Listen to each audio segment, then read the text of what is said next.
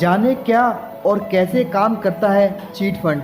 क्या भारत में गैर कानूनी है यह कारोबार? भारत में यह कारोबार विशेषकर दक्षिणी और पूर्वी भारत के राज्यों में संगठित तौर पर फलता फूलता रहा है।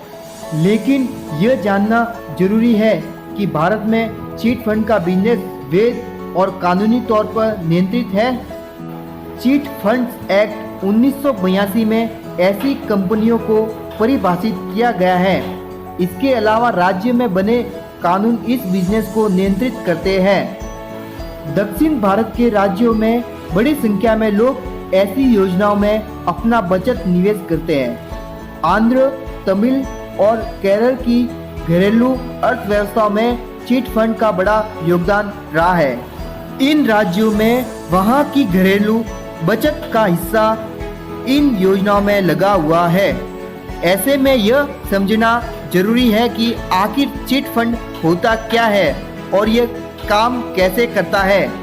चीट फंड बचत का एक तरीका है जो लोगों को आसान कर्ज उपलब्ध कराने के साथ उनके निवेश पर ज़्यादा रिटर्न देता है।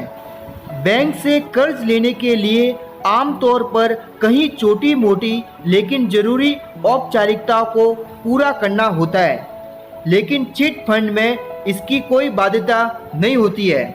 निवेश के अन्य विकल्पों के मुकाबले चिट फंड में ज़्यादा रिटर्न मिलता है और कई बार यही लालच लोगों के नुकसान का कारण बनता है। आइए हम एक उदाहरण की सहायता से समझते हैं। जब आप बैंक में पैसा जमा करते हैं तो बैंक उस पैसे को किसी व्यक्ति या संस्था को कर्ज में देकर उससे ब्याज की कमाई करता है, जिसका एक हिस्सा आपको आपकी बचत पर ब्याज के रूप में मिलता है। लेकिन चिट फंड में यह अलग तरीके से काम करता है। मान लीजिए 10 लोग मिलकर एक फंड बनाते हैं और उन्हें इसमें हर महीने 10-10 हज़ार रुपये जमा करने होते हैं। अगर यह चिट यानी कुल जमा 1 लाख रुपए का है तो हर व्यक्ति अगले 10 महीनों तक इस फंड में अपने हिस्से का 10-10 हज़ार रुपये जमा करता रहेगा।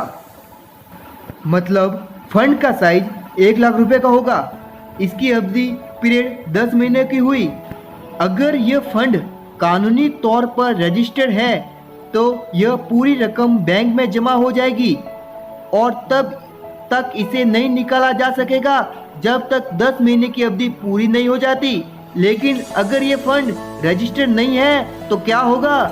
यह समझने के पहले आप चिट फंड ऑपरेटर की भूमिका को समझ लेते हैं, जिसे हम चिट फंड कंपनी भी बोलते हैं। जो कंपनी इन 10 लोगों के फंड को ऑपरेट करेगी वह इसके बदले में एक कमीशन अमाउंट चार्ज करती है, जो आम तौर पर 3% से लेकर 10% होता है। चलिए मान लेते हैं कि फंड ऑपरेटर ने इन 10 लोगों की चीट को मैनेज करने के लिए 5% कमीशन लिया है। तो पहले महीने 10 लोगों ने मिलकर कुल 1 लाख रुपए जमा किए और फंड ऑपरेटर ने इसमें से 5% कमीशन यानी 5,000 रुपये ले लिए। इसके बाद फंड की कुल रकम 95,000 रुपये हो गई। इसे ऑपरेटर ने अपने पास रख लिया है। अब अगर इन 10 व्यक्तियों के समूह में से किसी एक को कर्ज की जरूरत है तो वह रकम के लिए बोली लगाएगा। जिसकी बोली सबसे कम होगी उसे यह रकम दे दी जाएगी। मान लीजिए किसी व्यक्ति ने 60,000 रुपये की बोली लगाई और यह सबसे कम रही तो उसे रकम दे दी जाएगी। इस रुपये को दिए जाने के बाद फंड ऑपरेटर के पास 35,000 रुपये बच गए।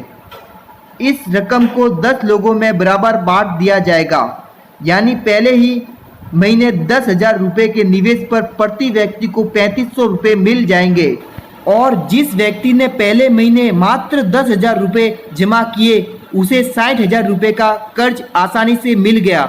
यह सिलसिला अगले 10 महीने तक चलता रहता है। फंड की वजह से लोगों को बेहद कम ब्याज दर पर कर्ज मिला और साथ ही बचत पर भारी निवेश भी।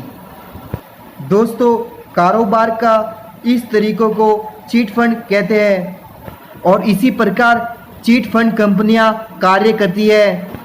हमें उम्मीद है कि ये वीडियो आपको बहुत ही अच्छा लगा। इसके लिए हमारे चैनल को लाइक, शेयर और सब्सक्राइब करें।